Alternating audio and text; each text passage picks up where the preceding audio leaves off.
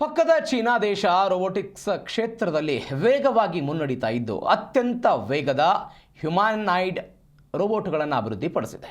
ಈ ರೋಬೋಟ್ಗಳು ಅಸಾಧಾರಣ ಓಟದ ವೇಗ ಮತ್ತು ಪರಿಸರಕ್ಕೆ ಹೊಂದಿಕೊಳ್ಳುವ ಸಾಮರ್ಥ್ಯ ಹೊಂದಿದ್ದು ದೈನಂದಿನ ಕೆಲಸಗಳಲ್ಲಿ ಮಾನವರಿಗೆ ಸಹಾಯ ಮಾಡುವುದಕ್ಕೆ ವಿನ್ಯಾಸಗೊಳಿಸಲಾಗಿದೆ.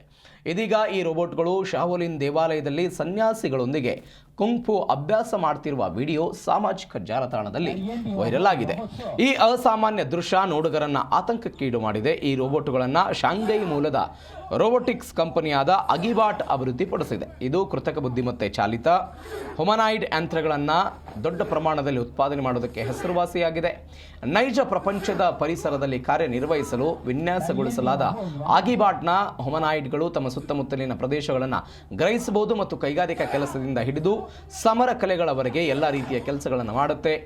ಜಾಗತಿಕ ರೋಬೋಟಿಕ್ಸ್ ಕ್ಷೇತ್ರದಲ್ಲಿ ಮುಂಚೂಣಿಯಲ್ಲಿರಲು ಚೀನಾ ಹ್ಯುಮನಾಯ್ಡ್ ರೋಬೋಟಿಕ್ ಅಭಿವೃದ್ಧಿಗೆ ಒತ್ತು ಕೊಡುತ್ತಿದೆ. 来，烟饼往后，你往后撤。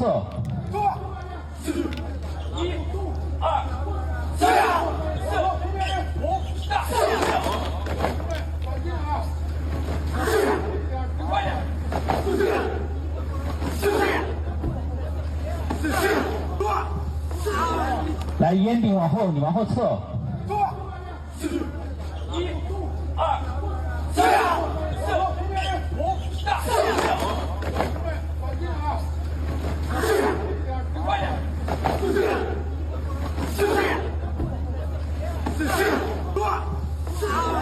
来，烟饼往后，你往后撤。